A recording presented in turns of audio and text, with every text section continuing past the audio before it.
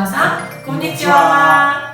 안녕하세요. 저는 2017년 10월부터 2018년 2월까지 큐슈로 워킹홀리데이를 다녀온 린코이고요. 저는 2018년 1월 30일부터 1년 동안 도쿄에서 워킹홀리데이를 한 민준호라고 합니다. 오늘의 주제는 워킹홀리데이 서류 준비 편. 오늘의 주제는 워킹홀리데이 서류 준비 편. 오늘의 주제는 워킹홀리데이. 처음. 오늘의 주제는 워킹홀리데이 서류 준비 편. 겁내. 워킹홀리데이는 준비할 서류가 정말 많은데요. 그 중에서 가장 먼저 사증 신청서를 알아보도록 하겠습니다.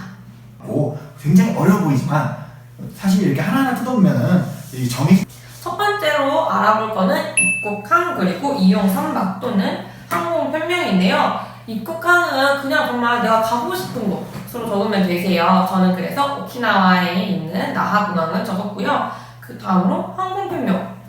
정말 저는 이 고민이 많았어요. 내가 합격도 안 했는데 비행기를 사야 돼? 여러분 그냥 이거는 미정으로 적으시면 됩니다. 그러시면 민준호 씨는 어떻게 적으셨어요? 저는 입국항을 도쿄로 갈 거라고 확실히 정해놨기 때문에 저는 나리타라고 정했는데요. 이 영상을 보시면서 혹시 일본 어디에 입국을 하실지 정하지 않으신 분들은 그냥 입국항을 나리타 또는 하네다라고 적으시면 될 것 같습니다. 다음으로 또 알아볼 거는 숙박 호텔 또는 지인의 이름과 주소인데요. 지인이 없으신 분들은 이걸 어떻게 적겠습니까? 민준호 씨는 이걸 어떻게 적으셨어요? 저도 일본에 아는 지인이 있어가지고 그 지인의 주소와 이름을 적었는데 이런 부분에서 굉장히 어려움을 겪는 분들이 많다 하시더라고요. 그런 분들을 위해서 존재하는 게 바로 보증인 대행입니다. 워킹홀리데이 또는 유학에 관한 사이트 중에 보증인 대행 사이트가 있으니까 이런 걸 알아보는 것도 나쁜 방법은 아니라고 생각합니다. 다음으로 알아볼 거는 고용주의 이름 및 주소인데요. 이 부분은 아직 비자가 나오지 않았기 때문에 저희가 취업을 할 수가 없는 부분이잖아요. 그래서 저희 둘 다 미정으로 적었고요. 그 다음 장 일본 내 신원 보증인과 일본 내 초청인 이 부분은 앞에서 제가 말씀드린 보증인의 주소랑 이름을 똑같이 적는 거기 때문에 어려움은 딱히 없으실 거라고 생각합니다. 네, 이것으로 일본 워킹홀리데이 사증 신청서를 알아보았고요. 이제 저희는 워킹홀리데이 조사표에 대해서 알아보도록 하겠습니다. 네, 조사표에서 저희는 문제 3번하고 문제 4번을 알아볼 거예요. 3번의 의미는 왜 일본에 이제 올 것이냐, 목적은 무엇이냐 라는 질문인데 이건 인터넷에 검색을 해보니까 대답이 정말 많더라고요. 저는 그 중에서 2번 이문화 체험을 선택하였습니다. 민준호 씨는 뭐라고 선택하셨어요? 저는 1번 관광으로 적었던 기억이 있네요. 워킹홀리데이를 준비를 하면서 아마 제가 봤던 것 중에 인터넷에서 4번에 소노아토를 쓰고 그 취업 뭐 이런 쪽으로 썼다는 분이 있었는데 그런 부분이 굉장히 마이너스로 들어간다고 했던 기억이 있는 것 같아요. 그래서 저는 일관되게 앞으로 모든 페이지에 일본에 온 목적이 무엇이냐에 대해서 저는 모두 관광으로 썼던 기억이 있습니다. 그러면 다음 4번으로 넘어갈게요. 4번의 이제 문제의 의미는 일본에 와서 일을 할 거냐 라는 건데 저는 그냥 1번 예라 하고 이제 비자 신청을 했습니다. 민준호 씨는 어떻게 하셨죠? 저는 또 1번으로 적었던 것 같아요. 워킹홀리데이를 가는데 굳이 취직을 할 계획이 없다라고 적는 거는 관광으로 가는 것과 별로 다르지 않나라고 생각해서 저는 오히려 생각보다 쉽게 그냥 바로 일본으로 체크를 하고 넘어갔던 기억이 있습니다. 그러면 이 외에는 그냥 정말 여러분들의 생각을 그대로 적으시면 되시는 부분들이라 크게 어려움은 없을 것 같아요. 이제 다른 서류들을 한번 하나씩 훑어볼게요. 다음으로 보실 거는 이력서 서류입니다. 이제 여기에 대해서 민준호 씨 알고 계신 게 있으신가요? 제가 알기로는 2017년 전에는 대사관에서 전화를 해가지고 이 이력서를 직접 본인이 작성한 게 맞는지 전화를 했다고 해요. 그래서 굳이 그 전화는 일본어 실력을 확인차 전화를 하는 게 아니기 때문에 단지 이력서를 본인이 작성한 게 맞느냐라는 것을 확인하기 위해 전화했다고 하는데 2017년 이후에는 법이 조금 바뀌어서 이제 이 이력서 확인 전화 대신 면접으로 바뀌었다고 합니다. 면접. 근데 이 면접도 자격증이 있으면 안 보는 그 면접 맞나요? 네, 이제 이 면접 같은 경우는 JLPT 3급 또는 일본어 대학 재학 증명서 같은 자신의 일본어 실력을 증명할 수 있는 공증 서류가 있으면 면접을 보지 않을 수 있습니다. 네, 그 다음으로는 워킹홀리데이 진술서에 대해서 알아볼게요. 저는 이 진술서 이것도 정말 여기저기 알아보고 다녔는데 다른 분들 양을 얼마나 적었는지 이게 정말 저는 너무 어렵더라고요. 왜냐면 남들은 10장 적을 수 있는데 나만 한 장 적을 수 있잖아요. 근데 저는 그때 그냥 반장만 적었습니다. 아니 이게 일부러 실력이 안 되니까 길게 나오지가 않아요. 그래서 저는 그냥 내용은 반장 정도의 이제 워드로 쳐가지고 적었습니다. 민준호 씨는 얼마나 적으셨어요? 저는 양식이 있었던 것 같은데 잘 기억이 안 나가지고 그리고 분량은 저도 많이 안 했어요. 다 두 개를 합쳐가지고 A4 용지로 한 장 반 조금 넘게 썼던 것 같은데 사실 저도 그렇게 분량을 많이 쓴 편은 아니었죠. 근데 또 정말 이게 제가 볼 때는 양이 그렇게 중요하기보다는 일관되어 있는가 제가 볼 때 그 부분이 가장 중요한 것 같아요. 아니야, 내가 볼 때 양도 중요해. 제 친구는 4장을 정말 질서 있고 막 조리 있게 막 그렇게 글 썼는데 걔는 떨어졌더라고. 다음으로는 이 진술서 내용을 어떻게 적어야 하는지에 대해서 한번 저희 이야기를 들려드리도록 할게요. 우선은 가장 먼저 볼 진술서는 워킹홀리데이 제도를 이용하고 싶은 이유에 관한 진술서인데요. 저는 그냥 관광을 하고 싶고 일본어도 배우고 싶고 돈이 많이 드니까 틈틈이 돈을 하겠다 그런 식으로 적었습니다. 저는 이 워킹홀리데이 제도를 이용하고 싶은 이유에 적었던 게 아마 그때 일본의 다양한 축제를 즐기고 싶었다라고 적었던 것 같아요. 그러니까 일본은 다양한 계절에 관한 축제가 굉장히 많은데 한국에는 그런 게 조금 부족한 것 같아서 일본에서 돌아다니면서 그런 축제를 보는 관광을 하고 싶다라고 적었던 것 같네요. 정말 이게 근데 너무 저희가 다 뭐라 말할 수가 없어요. 이거는 복불복인 것 같아요. 저희도 알 수가 없어요. 그럼 다음으로 워킹홀리데이 입국해서 무엇을 하고 싶은가? 저는 이게 가장 중요하다고 들었어요. 그래서 저는 어떻게 적었냐면 이거를 이제 워킹홀리데이를 통해서 관광을 하고 관련된 동영상을 찍어서 유튜브에 업로드하고 싶다라는 식으로 적었습니다. 좀 정말 그런 내용밖에 없었고요. 그 대신 저는 이건 있었어요.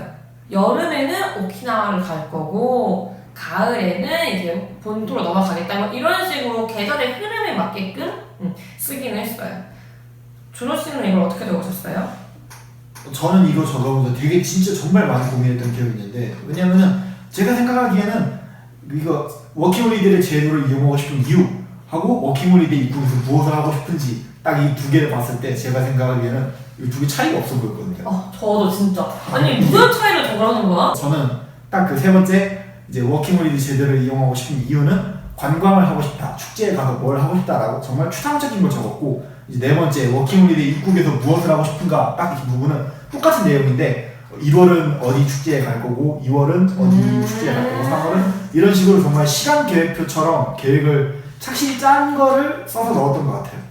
저는 이 부분에서 이제 자기가 어디에 취직을 하고 싶다라는 걸 정해놓고 그 근방에 언제 뭐 1월은 어디를 여행하고 싶다라고 한 부분을 정해놓고 그 근처 지역에 여행을 하고 싶다라고 적으면은 되게 저쪽에서 좋아한다라고 들었던 것 같아요. 이 진술서가 무언가 정해져 있거나 틀이 있는 건 아니지만 너무 현실성이 없으면은 위험하다는 그런 소리가 있더라고요. 그래서 이런 부분들을 주의해서는 나쁠 게 없으니까 가능하면 현실적으로 그리고 꼼꼼하게 준비하시는 게 좋을 것 같습니다. 네, 그리고 서류를 준비하시면서 이제 보시면 아시겠지만 일본어 능력을 입증할 수 있는 자료가 있으면 제출을 해라 이런 말이 있어요.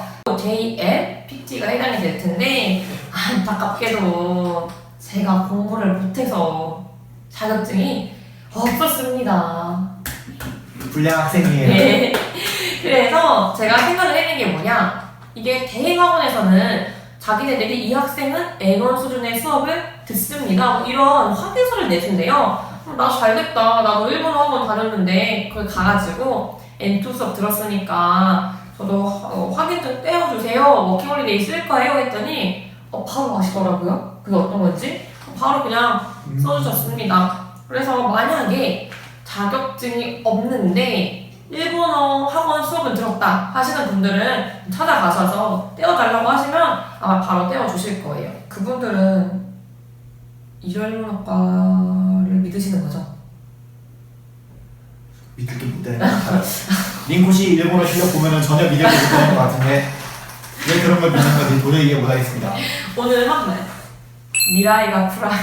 미라이가 프라이. 후사 내용. 미래가 없어요. 그러면 이제 다음으로는 이 외에도 여러분이 참고하셔야 할 사항들에 대해서 알아보도록 하겠습니다. 첫 번째로 알아볼 거는 나이 제한이에요. 이게 워킹홀리데이가 나이 제한을 만 18세에서 25세로 제한하는데 이 외에 특별한 경우에는 30살까지 허용한다라는 말이 있습니다. 제가 소문으로 듣기에는 이 특별한 경우가 군대를 다녀오신 남자분들이 조금 더 좀 허용을 한다는 그런 말이 있더라고요. 혹시 들으신 게 있으실까요? 명시된 나이로는 25세까지만 지원을 받기 때문에 25세 이상을 넘어선 사람들은 굉장히 지원에 많은 어려움을 겪는다고 합니다. 예외적으로 지원을 하는데 굉장히 워킹홀리데이에 명확한 이유가 있고 이것이 차후 자신의 취직활동에 도움이 된다라는 식으로 정말 대기업 면접서처럼 확고하고 명확하고 질서 있게 적는 사람들에 한해서 정말 누가 봐도 이 친구는 정말 열정을 가지고 워킹홀리데이 지원한다 라고 누구라도 인정할 수 있을 정도의 서류를 제출한다면은 25세를 넘어서도 남자는 만 30세, 여자는 만 27세까지는 제가 그 예를 들어본 것 같긴 해요. 그리고 그 다음으로는 280만 원 이 은행 잔고에 대해서 한번 이야기를 해볼게요. 저는 여기 뒤에 괄호에 있는 이 3개월 이 말이 세상에 이게 3개월 내내 280만 원 있는 걸 찍어야 하는 건지 마지막 순간에만 있으면 되는 건지 그리고 가지고 있는 그 280만 원을 출국하는 순간까지도 유지를 해야 되는 건지 이게 너무 어렵더라고요. 알아본 결과 이 280만 원은 잠깐 통장을 스쳐 지나가서 그 순간에만 내가 그 종이를 280만 원 잔고를 가지고 있는 것을 증명하기만 하면 된다고 합니다. 네, 여기까지 저희가 일본 워킹홀리데이 서류 준비에 대해서 알아보았습니다. 다음 편은 일본 워킹홀리데이 준비에 대해서 알아보도록 하겠습니다. 혹시 서류 준비에 대해서 모르시거나 답답하신 점이 있으시다면 댓글로 남겨주시면 제가 있는 힘껏 도와드리도록 하겠습니다. 여러분 그러면 안녕!